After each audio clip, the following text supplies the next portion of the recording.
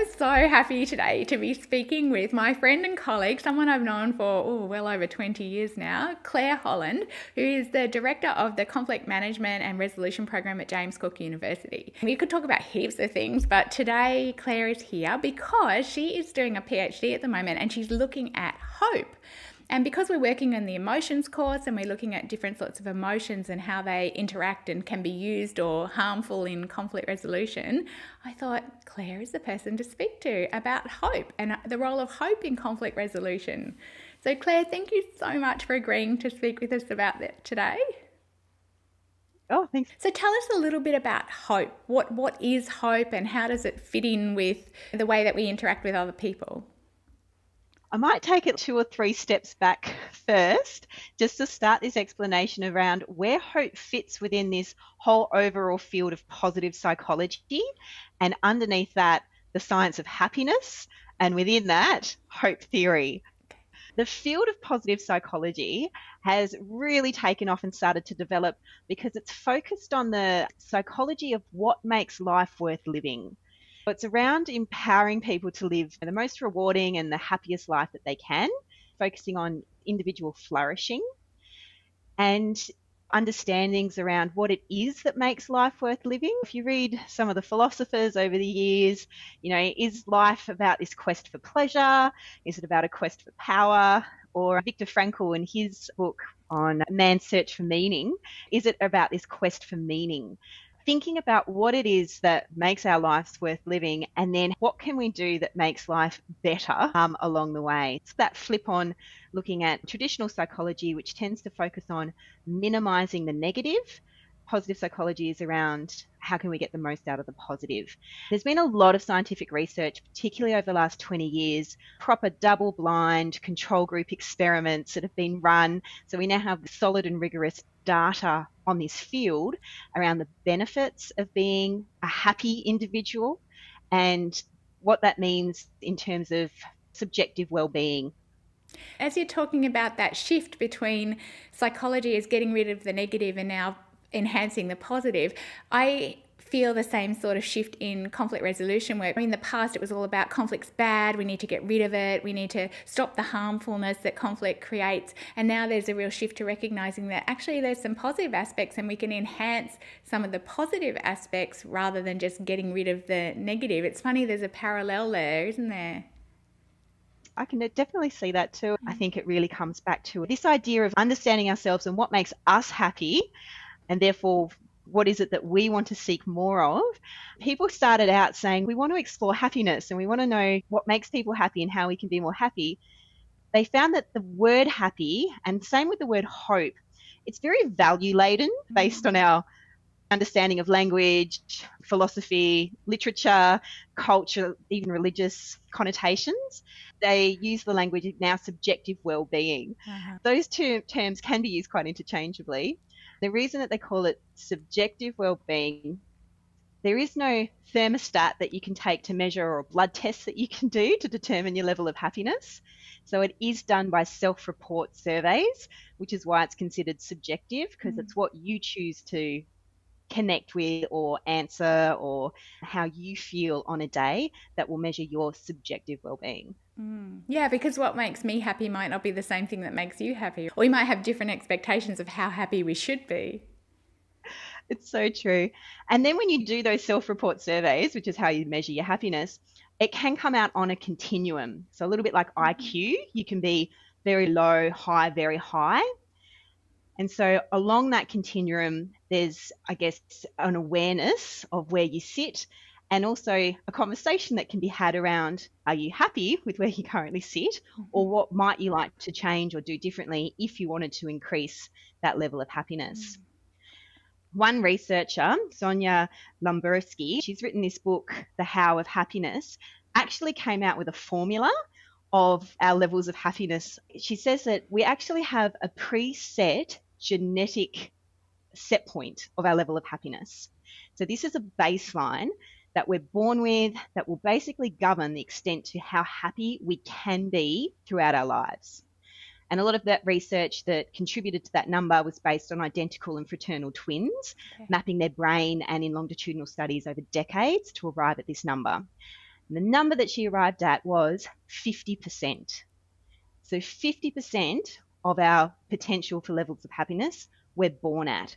So you could be born at a 45% set level. You could be born at a 10, 20% set level.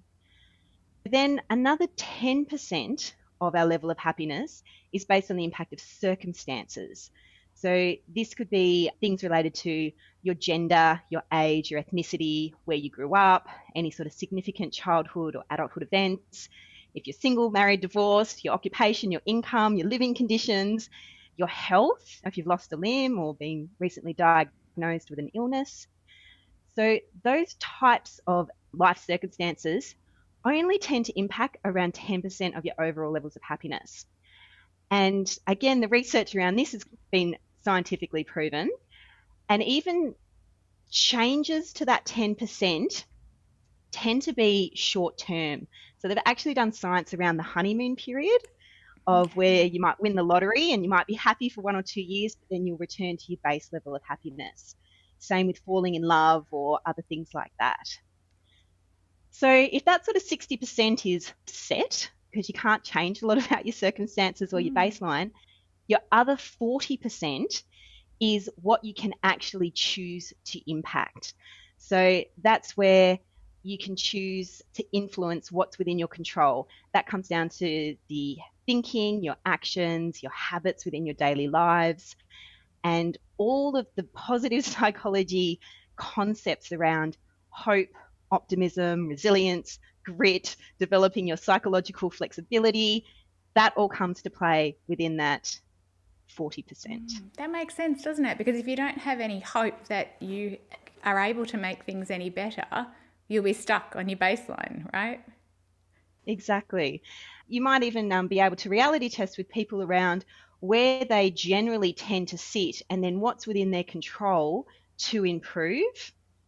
For some people, working within that 40%, it's not easy. Like, it can be hard, but the science behind the benefits of being a happy person or having, higher levels of subjective well-being have also been quite scientifically proven. So the more happy you are, there's a list of benefits, you're more likely to be more sociable, have increased energy, be more charitable, more cooperative, liked by others, have just greater flexibility in attitude towards life. Increase in creativity and thinking is one of the other benefits. Also, over time, it's more likely to increase your productivity in your job. People tend to be better leaders, better negotiators, earn more money over your lifetime. That's actually linked to your levels of happiness and subjective well-being.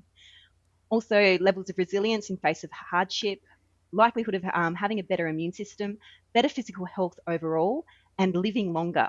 What you're saying, if you are typically someone who has a reasonably high level of happiness, you might be able to perform better in a conflict situation. You might be more resilient, being able to ask for what you want, say what you need, not be too upset if someone says something that you don't like. Absolutely. People who are working on that 40% and have developed some skills and knowledge and resilience, or just generally happier, might have a higher ability skill set. It could be just general attitude around that psychological flexibility to adapt when things go wrong or there's a roadblock and something hasn't happened the way in which they expect. If hope is something that can help us to improve our level of happiness, how do we get hope? Is hope something that everybody has? You don't buy it at a shop, but is it something we can get hold of or develop or learn? How does that work? According to hope theory, which is defined by Rick Snyder, yes, hope is a way of thinking, and therefore hope can be learned and your hope can be increased. So it's created through deliberate choices. So the first step in hope requires the setting of goals. So that is identifying an area where you want to go, what you want to accomplish, who you want to be. So that goal setting is similar to coaching and an important first step. Then there's 2 areas of thinking that can be developed. The first one is your agency thinking. So that's your perceived ability to shape your lives day to day and that feeling of control you have that your own actions can create a difference. And the other is pathway thinking, which is the ability to seek out multiple ways or pathways to achieve your goals. That could be the routes towards that goal achievement. So those two different ways of thinking together measure your overall levels of hope. So someone who's high hope will have high agency and pathway thinking, and someone who's low hope will have low agency and pathway thinking. But again, it's on a spectrum, a bit like happiness, where you might have high agency, low pathway, or high pathway, low agency along the spectrum. Mm-hmm. So what happens when people are in conflict? I know a lot of the people that I work with in conflict are often, they go to one extreme or another. They either are really overly optimistic about what's possible. They have this idealized version and they're really hopeful, but it's totally unrealistic. Or they're completely the opposite. They're like, this is terrible, nothing can be done. Someone do something because I'm completely giving up. How does that work? What you've just described sounds like the agency part of hope, where it's that person's belief in their own abilities, their skills, that they can make a change. Someone who has high agency but low pathway thinking, so therefore that low ability to actually action different pathways to achieve that goal, or that self-talk when things go wrong, actually that's okay, I can maneuver here, I can still achieve what I want. Low pathway thinking would be something like, oh, it didn't work out, so it's not meant to be. I'm not going to keep trying. You actually need both agency and pathway to support you effectively on that goal journey. Reality testing, I think, around, I guess, that level of confidence means in relation to both agency and pathway is important, so that both are supported and that you don't just have one without the other. Similarly, if you've got a client who's really focused on planning and they can, down to the minute detail, tell you exactly what they want to do and how they want to do it, but then as soon as there's a bump in the road, they're thrown off course, or plan to a minute detail but then fail to be able to take that first step, that could be high pathway thinking but then low agency thinking. We don't use that language in the coaching process, but I can see that we do things to support people to do both. We help them identify what they have control over, and often they have control over more than they recognise. So sometimes our questioning is about helping them identify opportunities to improve their agency. The pathways thinking happens mostly in the action step stage of the process, where we're helping them think of multiple possibilities. Even if they come up with one and it's a really good one, we try and encourage them to think of some other alternatives, some backup plans, some different ways. I guess we also help them recognise pathways that they've chosen in the past story that help them, recognise that they have that ability to create and enact different pathways. It's really interesting. So maybe we're accidentally helping people recognise and build hope, even though we don't necessarily call it that. Absolutely. I think I've recognised that as well in a lot of the work that you're currently doing around conflict narratives. One part around agency thinking is supporting people to recognise that they can be the main character of their story, and that things aren't just happening around them, but they actually have the ability to interact with what's happening around them, and they've got choices and, I guess, power over the way in which they feel and what they choose to do. And Viktor Frankl, again, has this beautiful quote that you're never left with nothing as long as you retain the freedom to choose how you respond, which is very much aligned with a coaching dynamic. And so when you're talking to people about their stories and their own sense of being the main character in their story, that could be a really nice way to tap into people's levels of agency thinking. Would you say that a lack of hope or not feeling very hopeful is a cause or a contributing factor to conflict? I think it could definitely be around conflict avoidance. So people wanting to step away from being engaged because they don't have hope that anything will change, or that even if they did something, the situation would turn out the way they envisage or would like. So it possibly stops that first step around setting that goal of, if you waved a magic wand and things could be good, what would that look like? Don't ever want to think about it. Don't want to go there. I don't have any hope for what a good future could look like.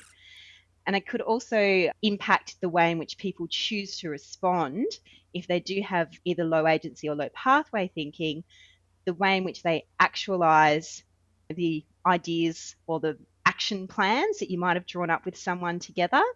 The motivation to do that, as well as the effectiveness of those next steps that they take, could be influenced by their individual levels of hope. We see that a lot, don't we, where people come up with a great action plan, but then they don't do it. Something stops them from doing it. And you're saying those people might be the people with the high pathways way of thinking, but not necessarily the control and the agency side. They can come up with all the things, they just can't actually put it into action. Yes, that's so true. And depending on where people are at that moment, if you don't recognize that, then that can be really disempowering around a number of different things, because it could just be one part of that thinking that you might be able to pinpoint or change, rather than I'm hopeless, or I'm never going to get this, or I can't do anything. So that really negative spiral of thought patterns. As people working in the field of conflict resolution, where we might be providing people with coaching, or we might be doing mediation work or something in between, a facilitated conversation of some kind, what are some things that we can do to support people in conflict to enhance their hopefulness and their ability to take action?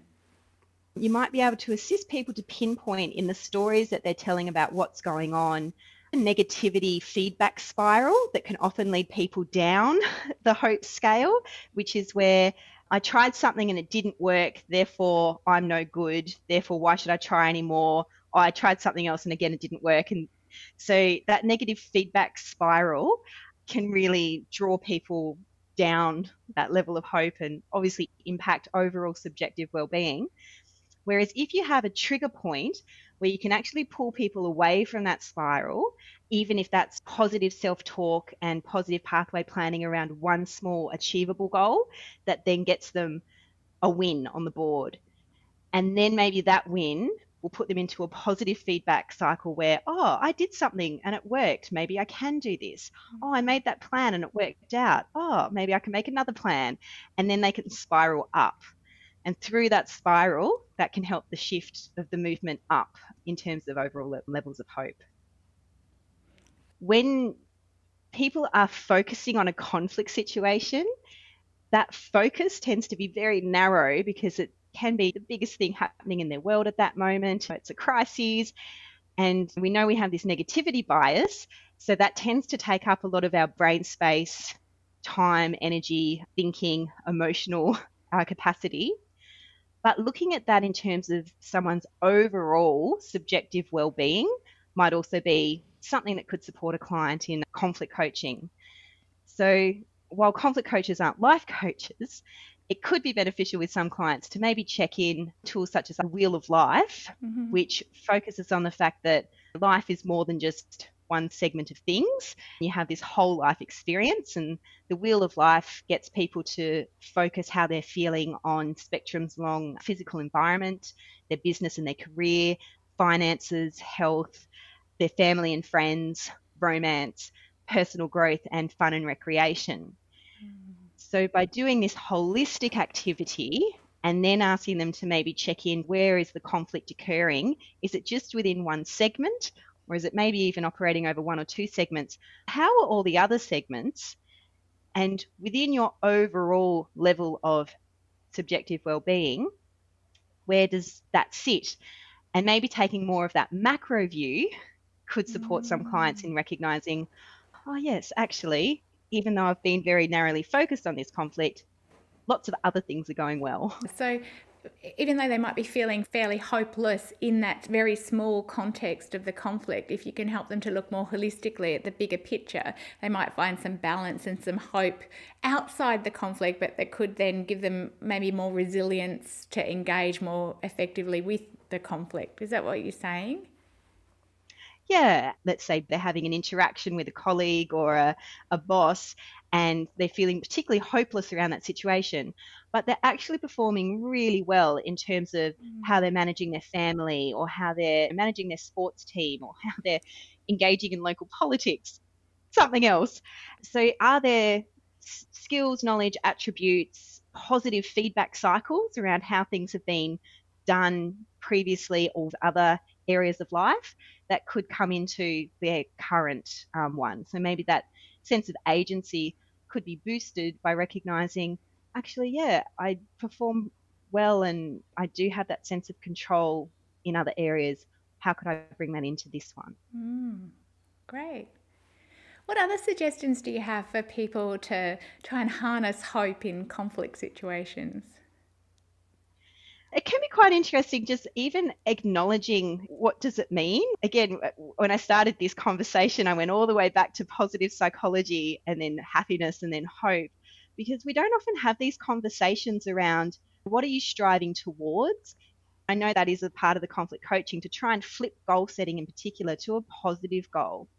In the research that I'm doing, I'm actually comparing people's levels of hope to the levels of depression, anxiety, and stress, because focus tends to be on how do we minimize the levels of anxiety we're feeling? How do we minimize stress, rather than that flip of how can we maximize hope? How can we maximize happiness? So sometimes even just that conversation can be beneficial, because it's not something we tend to have in everyday life. It seems like a more hopeful exercise, doesn't it? How can we improve on the positives that we already have rather than get rid of the negative? It seems like something that you'd want to engage in. Getting rid of something bad seems hard and unpleasant and impossible sometimes, whereas I've already got something good, maybe I can make it grow. That seems like something I want to engage in. I'm here, I'm going to give it a try. Yeah. And often when we're in that crisis of conflict, the focus is on stop. I want to minimize the hurt. I want to minimize the pain. I don't want it to feel like this anymore. So when you ask those questions around how do you want to feel and where would that feeling be in your body and how would you know that you'd achieved that? What could be done to lead you that one next step? Even those types of questions are hopeful questions, because you're getting people to think about the pathways of what they could do to achieve an outcome that they would like to achieve. It's focused on positive and narrowing questions on what would this actually look like? How would I know if I've achieved it? We talk a lot about reframing the questions from not what do you want to stop or what do you want to go away, but what do you want instead? What's the positive side of that? What would it look like if things were good, and what would you be feeling? And that's more of a hopeful response to the situation. That different framing for the coach to think about it as feedback cycles. We often talk in coaching about developing a SMART goal, specific, measurable, attractive, realistic, and with a set time frame. Putting that SMART goal into a feedback cycle so that you can help people to recognize where are you seeking feedback? Where is it along this line you're going to acknowledge even the really small wins? So making them really minute, unless you talk about them and people recognize that check-in point might be coming up, they often just fly by. And again, I think that's linked to our negativity bias. We notice what is not enjoyable or what impacts us negatively, and not so much the positives or the small wins. So making them really obvious, really explicit, and trying to keep that positive feedback cycle occurring. Then if something does come that is negative feedback, how can the coach best support the client to put a barrier in at that point to refocus them, to see if you can continue along with, all right, now let's change. Let's talk a little bit more about that agency. How are you thinking? How are you feeling? Let's talk a little bit more about pathways. What's your plan? What are you going to do? And get back on the right track. So interesting. As you're saying this, I'm thinking Lisa Feldman Barrett, who wrote the book about emotions that we're using as a basis of the emotions course, talks a little bit about her version of emotional intelligence or emotional agility. One of the things that she says is, if you want to be a happier person, if you want to be able to better manage your emotions, and particularly negative emotions in a conflict situation, what you want to do is pay attention to opportunities for positive emotions. Pay attention to moments in your life where you felt pleasure, where you felt happy, where you felt hopeful, and notice them. Because as you said, you've got the negativity bias, and she said, we are what we pay attention to, and it's very easy for us to let the negative stuff become more obvious in our thinking, but then we create thought patterns where that's what we notice more of. And so she says that one of the easiest things to do, and it sounds a bit trite, have a gratitude practice of some kind where, you consciously say what made me feel happy today, what made me feel good today, what made me feel hopeful today, and specifically pay attention to it. And that builds our hopefulness muscles in a way, so that we're then likely to see more opportunities for hope in the future if we've paid attention to them more consciously than what we might normally do. And again, it's all about habit formation, and it's about the actions that you choose to take every day that can build the strength of that thinking, as you've just described. And all of that contributes to that overall level of subjective happiness that you experience in your life overall. That focus and that thinking and that feeling and that practice and the habit formation, it's worth trying and investing in, because the research is very clear that people who are high hope and people who have high levels of subjective well-being have a list of the benefits that I read out earlier, not least of which is the possibility of living longer, earning more, being a better negotiator, being more flexible in thinking. The research is very clear around what the benefits are of being high hope and high happiness. Thinking about hope as a skill that you can develop makes it sound like it's achievable, and it's not you just decide one day I'm going to be more hopeful. You've got to practice it. If you want to be a runner, you don't go out and the first thing you try is to do a marathon. You do little short runs, and you do running and walking, and then you slowly build up. And I guess what you're saying is it's the same with hope. Don't just wake up one morning and decide I'm going to be this really positive, hopeful person, but find little opportunities to build that into your way of thinking in your practice, and then it'll grow. You'll build that capacity for hopefulness. Absolutely. And even linking that into work that you're looking into at the moment around the body, a lot of it is awareness. So the first step in developing any of these different ways of thinking is developing awareness. So it's having that reminder to check in with your mind and also check in with your body. What am I thinking about? What am I focusing on? Is this thinking serving me?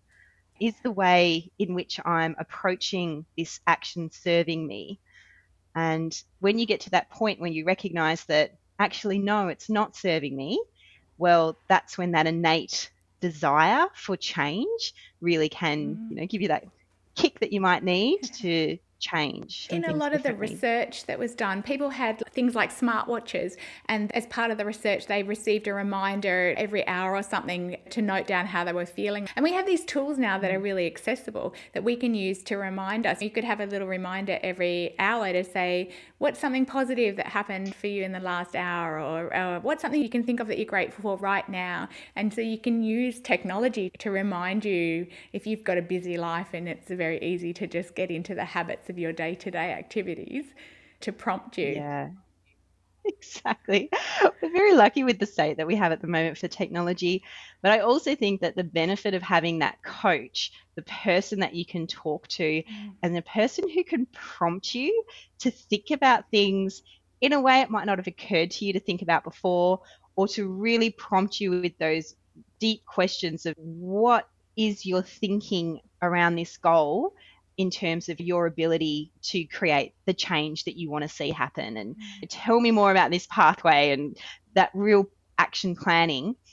Having someone to reality test and challenge you and then support you with some gentle accountability can go a really long way.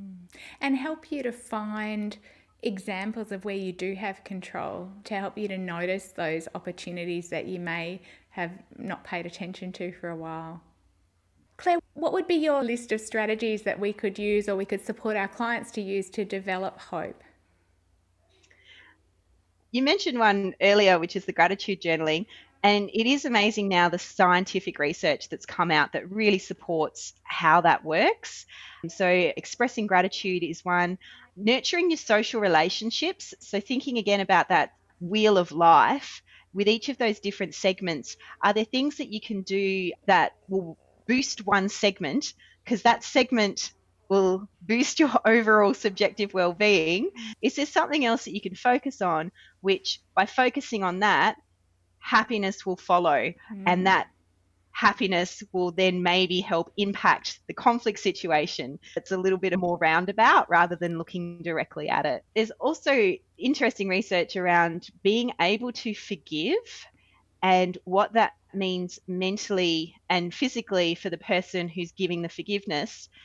It's not even that the other person has to know that you've forgiven them.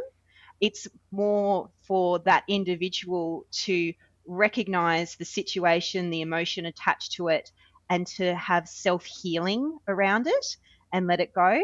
And that's actually been shown then to support people's increase in happiness and subjective well-being. The ideas as well around specific coping strategies, and you can go into specific lists of what they look like, but a lot of that can be around supporting people when they might be engaging in behavior, again, that's not serving them, such as overthinking or social comparison, shoulding all over yourself. What should I be doing now?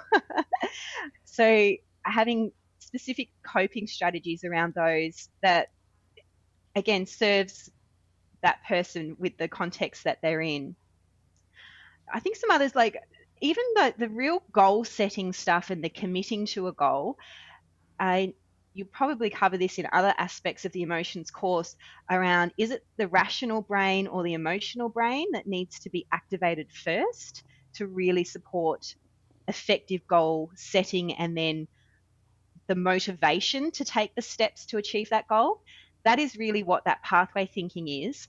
And it doesn't work without that motivation. So tapping into people's intrinsic reasons for wanting to achieve a goal and what habits, what language, what needs to occur around that person to best support them in then the achievement of that goal. And a lot of the time, again, we set a goal and we think, yeah, that's what I want to achieve and it's going to be great and let me think about how I'm going to do it.